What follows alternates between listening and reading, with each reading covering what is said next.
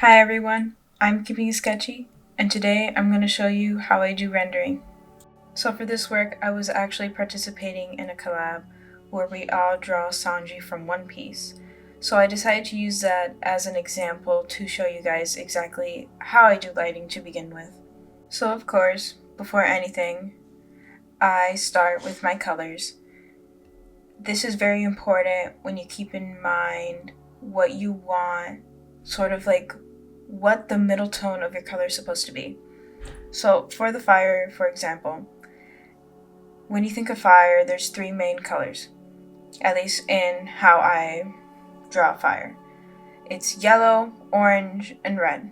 That's why whenever I start with fire, I always start with orange, and I always keep that same mindset when I am shading as well.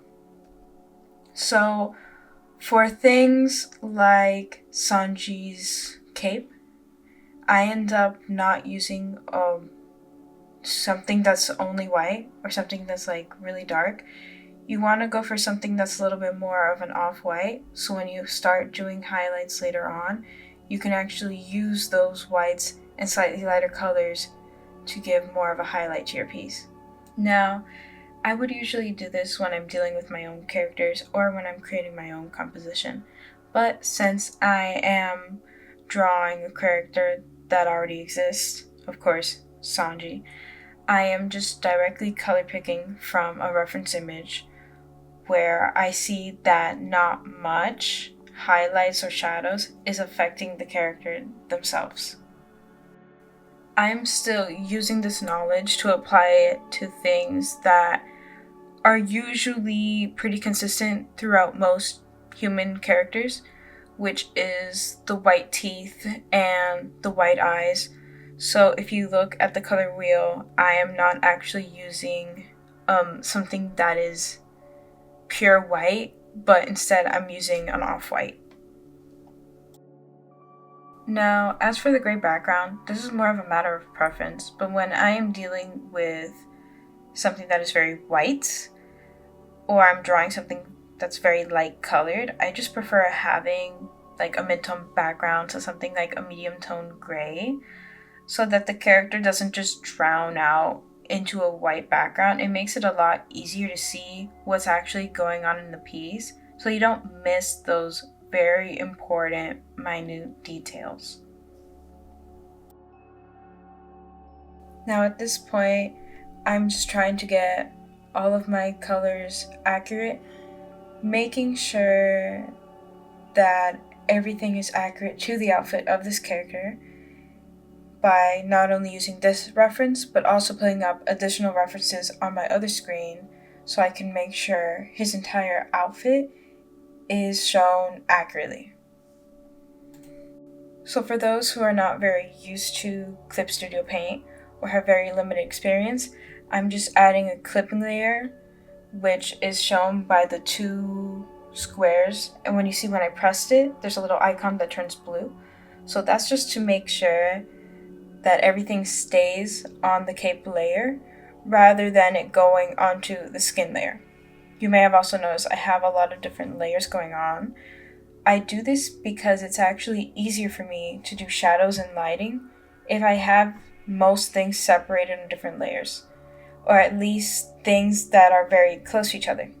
So while I have the clothing and the hair on different layers, since they're far apart enough away, the skin is actually on a whole layer instead. So that way, when I shade the skin later, I don't have to worry too much about the shading getting on the clothing. Now, just a very important note, it is important to flip your canvas every now and then, because you may not be catching onto details that might look a little wonky until later on. So you'll see me do this every now and then to make sure that I have everything set before I get into the rendering, where by then I'm just going to feel like I'm too far gone. So this is especially important when you're sketching, but I also do it throughout my process. So the way that you would do it on Clip Studio Paint is you would go on View, and then from there you would click Rotate/Flip and click view horizontal. And then you can just uncheck it when you're done so you can go back to your main orientation that you had it on before. So the main color that I decided to go with for the background, I just wanted to keep it simple to really focus on the character. So I ended up, definitely not because I hate backgrounds, but the main reason is because I wanted to go for something that would really make his hair pop. And in this case, one of the easiest ways to do that is just to go for the color that is on the opposite side of the color wheel itself. So I just ended up going for blue. And then this is where your values are really important. So since this piece is very lightly colored, you need to make sure that you get your values right so that way your character really pops out. So the way that I ended up just doing this, I just made a whole new layer to check my values, and I just made it completely black. And from there, it's just as easy as setting the blending mode to black, and then I was just double checking my values to see what shade of blue would really work well with this piece, and I ended up going with this dark blue as you can see here.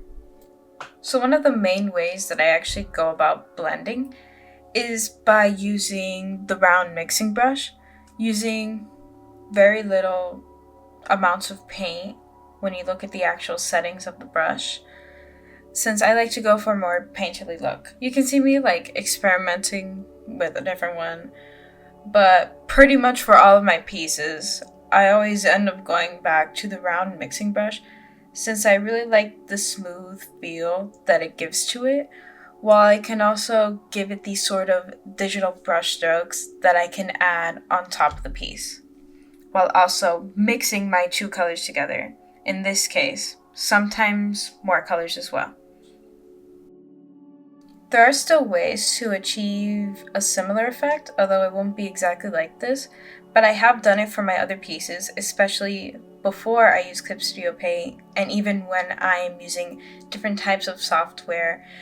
I usually, what I would do is I would just get the regular brush, I turn down the opacity, and you can get either the lighter color or the darker color of the two. So in this case, I would use light blue or the dark blue. And you can just layer that on top of the other color slowly, and then just continuously do that with the new colors that you get in between. So then with the middle tone blue that you would get from the dark blue and the light blue, I would choose that and then reblend it, and you would get something that is much more painterly rather than smoothed out like this, but it still achieves a beautiful effect that is still somewhat similar to this. You can see I'm going back and checking my tones, and admittedly, most of the time I don't really do this, but I really wanted to experiment with it since tone values are so important to make your piece pop out. And it could go just completely unnoticed or make certain details kind of lacking otherwise. So I really wanted to try to tackle this and try to show you guys how you would go about an actual balanced piece. Now this isn't necessary at all. I have done pretty much all of my pieces without checking my tones, but I highly recommend it. Now when I actually went back and checked my tones, I realized that it wasn't as dramatic as I wanted it to be, so I ended up darkening it a little bit, and not only that, but I shifted it slightly to purple. It's still more of a blue, but just a little something extra to make it pop out just a little more, because I did feel it was lacking without it. So you can see me going in with that darker blue and just outlining the character to just give a slight pop, because I didn't want it just drowning the gradient that I already had with the character themselves. Now, you could go for something that is more rough and sharp like this.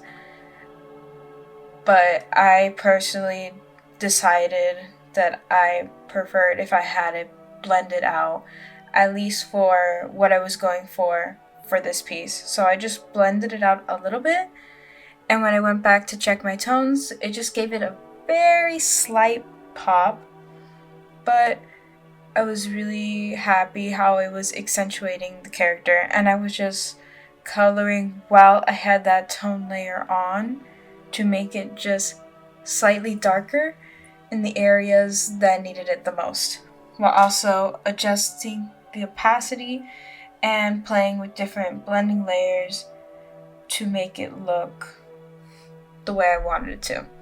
Now at this point, I realized there was details that I missed, so I went back and I fixed that. Again, like I said, it's much better to work on a colored background or a gray background, so that way when you're actually going back in, you notice much more easily when there are actual details or colors missing. So now I just have to do these final few edits, and it's finally time for rendering.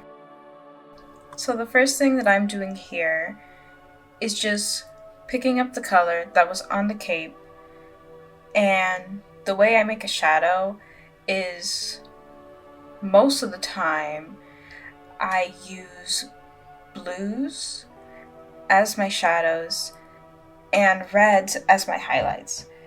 Now, what I mean by that is I just select the color that's on the cape, so the off-white that you see here, and from there I just move the color wheel to blue and shift it down to a darker color without overly saturating it.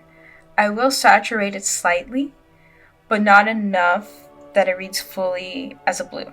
So when you're looking at it directly on the canvas, while it is kind of bluish, it still reads more of like a gray. And the reason that I use blues is most of the time your shadows are going to be based off of your environment. So since we have this blue background here, I'm using those blue shadows because of the environment, and I will later use reds for the highlights because of the fire. Now this will still be seen in a lot of examples if you're dealing with like daylight, since the sun will be letting off reds while the environment, because of the sky, will be letting out blues. So overall, I do tend to lean towards those colors, but depending on the environment, I may choose something more like a purple or red for the shadows. And for the lights, I could be using anything from pinks, blues, yellows, greens, basically any color that you can think of, depending on the light source and the environment itself. So what I'm doing right now is just using those dark colors, and then on top of that, getting the same color on a lower opacity, and then blending it all in with the round mixing brush. Now if I see an area is too dark, I do like to erase a little bit with the soft eraser to give a softer look. Now while I'm doing my tone checks again, I realize that the shadow isn't very noticeable, so I add additional shadows, and then on top of that, I'm going to add a thin gray layer, which I will start to erase certain parts that are closer to the flame, so that way the piece isn't too gray. And then while also applying those and erasing, I am also experimenting with different blending layers, so that way it doesn't feel too gray, while I am also darkening portions of the piece. And I'm also doing the same thing where I'm using it on a lower opacity and then blending it with the round mixing brush again and erasing again. You could probably just do this with the airbrush, but I like the amount of control that I get while doing this. And I wanted to make those shadows more noticeable, so I started to go in with something both darker and bluer and doing more dark shadows. Now the other ones, I didn't get rid of those shadows, I just hid the layers so that way I can focus on the dark shadow. Now sometimes I actually won't blend these out. It really depends on the piece. I think for here, I blended it out like a little bit, but for the most part, I did keep it pretty dark. When it was further away from the fire, you're gonna get softer shadows. You're gonna get more of those hard shadows the closer you are to the fire. So the farther away that I was, the more I sort of blended those out. You are still gonna get more of those shadows the farther away you are, but they will be softer. At least that's how I would do my shading. And then I'm just going in, redarkening, and then making sure that the details are visible while also having the proper shading. Now I'm gonna actually start getting into the skin. So the way that I'm doing this, I just go about it the lazy way. I put a very thin layer of blue on top of the skin layer, and of course that's with a lower opacity. And then I just select that color, and that's what I'm actually using here for the shading. So you end up actually getting a red. But because of the chaos that is color theory, it does actually look a little bit like a blue. Now this is the part where you're just gonna have to trust the process, because he does look very blue, but with the way that the colors work out in the end, it actually does work out pretty well for his skin later on.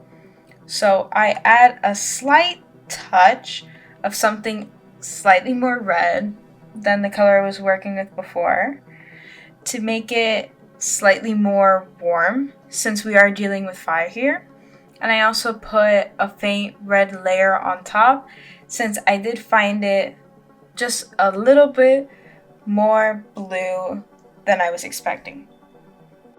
Now while I did do that light blue layer for the skin, I end up not doing that for the hair, because one of the ways that you can actually get more of that cooler color without it being so drastic, which is what I'm doing for the hair, is if you want to go more bluer, just make sure that you're going towards the right side of the color wheel. So right behind yellow is red. And if I want even cooler colors, like with what I'm doing now, I end up going for something a little bit more red. And yes, I did eventually notice that error where I colored in yellow where the skin was supposed to be, so I end up just going back in very quickly to color that in. So if you are using blending modes like with what I was doing, I was using color burn for the red layer. So what I did is I just hid the layer for a couple seconds so I can match the shading properly without having to worry about it messing up the piece. So I'm just going in with like an in-between orange red to get those darker parts of the flames. And on top of that, instead of going for red, I'm getting something slightly more pink to get a brighter feel for that flame, which is what I personally prefer. Blending it out, of course, with the round mixing brush. And one of the things I like doing in my piece is erasing. Erasing is just as important as coloring.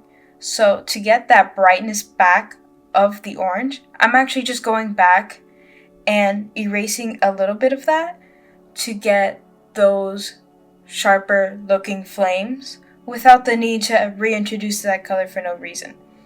Then I am adding the yellow. I am using yellow on a lower opacity, so that way I can give it more of that brushy feel rather than what I would usually get with the round mixing brush. And I'm trying to get it a little bit more brighter by experimenting with those blending layers, and of course, experimenting with the opacity of the fire. So when I was actually experimenting with that, I really liked the pink that I saw underneath the flames. So I just duplicated that layer, duplicated all the clipping layers that I had on top of that, and played with the opacity of the two so I can get a little bit of that pink through, but have it slightly toned down so we don't just have straight pink flames. We still want it to look like flame. So now, to make it even more blue, I'm going to add another layer on top of that, have it be sort of like a navy blue that's going to give those really, really dark shadows. I'm going to hide that for now because I really wanted to work on the highlights. So I go in, highlight it with straight red, blend those out, trust the process, and go back in, reintroduce that red, blend it out once more, keeping some of those rougher strokes for portions of the work. Blending it out, erasing, rinsing, and repeating. And then from there, you can see once you add, the add blending mode, you can actually see how much of a difference it makes. It's not going to show up as like a straight red, but like a really bright red highlight, which is exactly what we want for a flame. So I'm going in all those really metallic areas, everything that's really close to the flame, anything that I want to give a lot of attention. Of course, the leg itself is eventually going to get a lot of attention with the highlights, but here I am focusing mainly on the finer details of where I'm imagining that light hitting, which in this case is going to be from the top right corner. And then I am also lowering the opacity to get a softer feel if I already know that parts of it is going to be lighter. So that way I don't have to go back in and excessively erase when I don't have to. So in case you haven't noticed, I actually have these highlights on top of this blue, dark navy blue layer, since I do not want my highlights to get affected by this layer that I'm mainly using to make it look more dramatic. Now here, like I said, that leg is going to get a lot of attention since that's where the fire comes from. Now personally, the way that I like to go about it is that I go in with an airbrush. I end up putting like a sort of halo around that with several different brush strokes in different colors, so you can see me using reds and yellows to really make it pop out and give it that painterly look, very dramatic and wispy, which is personally the way I like to do very strong light sources, especially things like flames. So I'm just going back in, adding additional highlights, really making sure that this piece ends up popping in the end, since that flame is still going to affect the farthest parts of his clothing, even though it's going to be very, very faded out. So I'm going in, putting a very light layer with low opacity, and then also blending that out with the round mixing brush.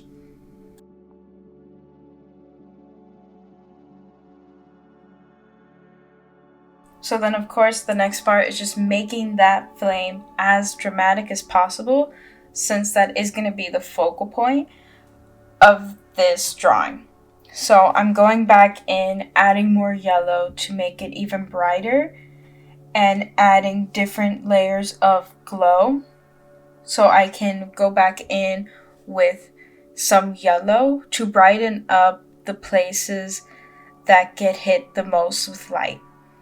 And then on top of that, I am actually going to put the blue layer and erase portions of it So that way there is even more focus and highlights on certain parts of the piece that looks significantly more dramatic when you start erasing with it.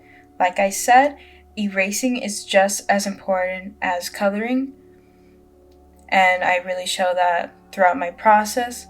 So we can see that hair really starts to pop, his face starts to pop, and of course that arm that's very close to the flame also is going to get those bright highlights.